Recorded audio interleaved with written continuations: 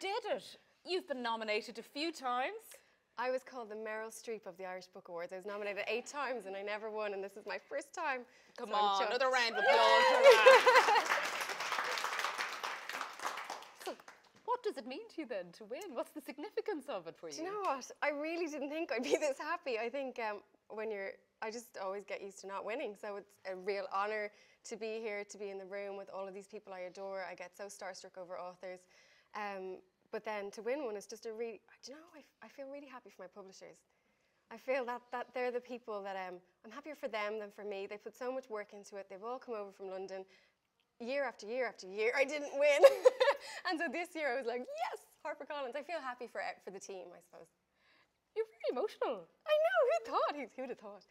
No, really, because for that reason, I think it's been so many years and there's such a huge team and you just want to say thank you to them. You want to win it for them and you want to say thank you to them because the publishers take it seriously. Well, we take it seriously too, which like is a why they battle. voted for you. No, it's great.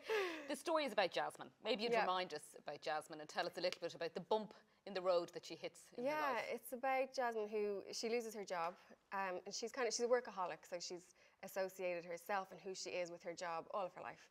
And she's placed on gardening leave for 1 year and she's not allowed to work anywhere.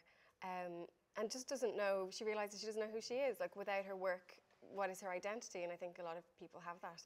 And so she actually decides to do her garden. So for someone who is not at all rooted with the earth, she digs up the concrete and actually starts to kind of plant herself.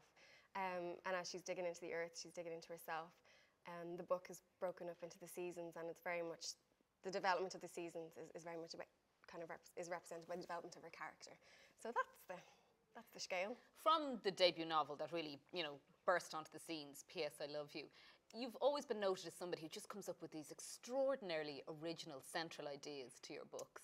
Yeah, thank you. Are you just all the time making notes? For example, this one, where did the idea of this come to you? Do you have a drawer full of them and you're just working your way through them? I do. I have a book of ideas. So whenever I come up with ideas, I scribble them down. And I even came up with an idea about my book of ideas, which I wrote in my book of ideas.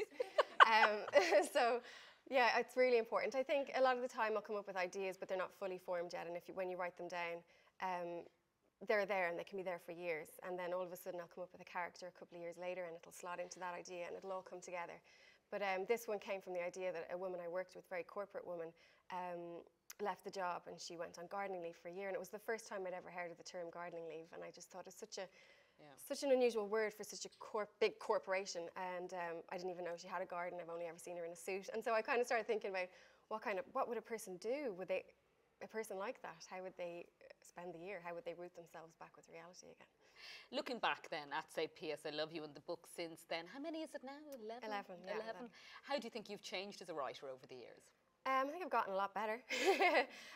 It's definitely, I've kept my voice and my style will always be the same. The thread between all of them is that I'm writing about a character who's in just has hit the lowest point of their life and don't think they can go any lower. And what it's about them just going through this journey of self-discovery as they go through that process. My philosophy is that when we're happy, we're just happy. We don't ask any questions. And when we all go through difficult times, we really just self-analyze. We ask questions about everything. And I find that the toughest times, I find a stronger part of myself comes out of that. You wish the tough time didn't happen, but as a result of it, you are a stronger person. And that's kind of what's tied them all together, all 11 books. But definitely, everything's better. Language, description, character, everything is kind of as it should be after 12 years, be getting better. This has been an incredible year for you. Love, Rosie, the movie hit the cinemas, along obviously with your win tonight. Yeah. Tell us about what the year's been like for you. Have you enjoyed yourself this year? Yeah. I mean, I enjoy every year. To me, my favourite thing is just sitting in my office and writing, and that's what I do this for. Tonight's the hard work, the easy part is writing the novel. This year I wrote a second novel then in the summertime, which I've never done before, and it's my first young adult book. So it's been an interesting, busy year, but the more books I can write, the better. The more time and freedom I'm given to write, that's the best. It's really the best thing for me. Well, keep writing, please, on behalf of you. all of your readers. And huge congratulations. I know what this means to you. Yeah. And it's so lovely to see you clutching this award. I know. Bring it home safely. Go. It's going to be another 8 years maybe before I get another one. I'm hanging on. Ladies and gentlemen, the lovely Cecelia.